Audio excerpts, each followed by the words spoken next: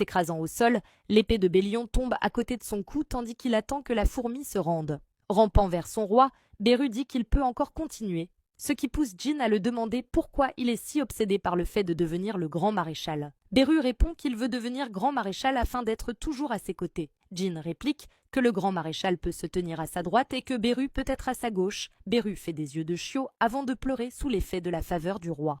Jin l'ordonne d'arrêter. Ygritte intervient pour demander la chance de défier Bélion, mais Jin l'interrompt en disant qu'il pourra être derrière lui. Se demandant ce qui se passe, Jin regarde vers le groupe de soldats près de Crow, ainsi que les dragons qui projettent des boules de feu dans le ciel au-dessus des nuages. Crow adresse un clin d'œil à celui qui s'est arrêté avant de saisir l'orbe d'Avarice et de lancer une immense explosion de feu qui illumine toute l'île. Crow lève un pouce en l'air tandis que les orques le félicitent et que les dragons affichent un air agacé. Jin se demande si c'est de la triche étant donné qu'il tient la perle de la cupidité. Il demande ce que font les fourmis, ce à quoi Bélion répond qu'elle prépare un petit endroit où Jin pourra se reposer confortablement pendant leur séjour sur l'île. Bélion s'interroge sur le fait que Jin ne rappelle pas les soldats dans son ombre et ce dernier explique qu'il voulait leur laisser un moment de répit, puisqu'ils étaient restés coincés dans la faille dimensionnelle jusqu'à leur arrivée sur l'île. Il demande ensuite à Bélion s'il n'est pas attristé par le fait qu'il ne pourra plus revoir Ashborn, l'ancien monarque des ombres.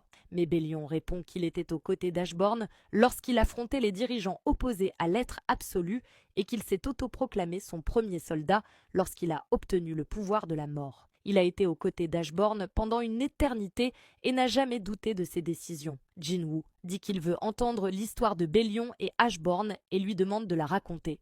Bélion répond que cela risque d'être une très longue histoire. Tout a commencé lorsqu'il était encore un fruit de l'arbre du monde. Tous les soldats des cieux naissent sur les branches de l'arbre du monde sous la forme d'un fruit. Un fruit? Tu étais un fruit? Demande Jin. Un arbre immense dont les branches recouvrent entièrement le ciel.